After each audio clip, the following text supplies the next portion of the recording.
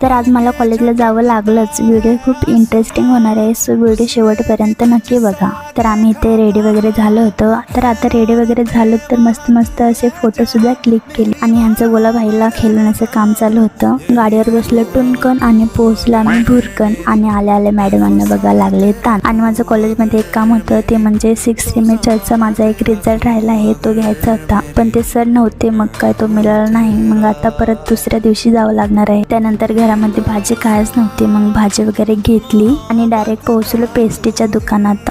आणि आम्ही खोपोलीमध्ये आले ना की खोपोली फाट्यावर हे पेस्ट्रीचं दुकान आहे। आम्ही इथनं रेग्युलरली पेस्ट्री घेतो। त्यानंतर सगळ्यांना पुरेल अशी पेस्ट्री घेतली आणि निघालो घरी यायला।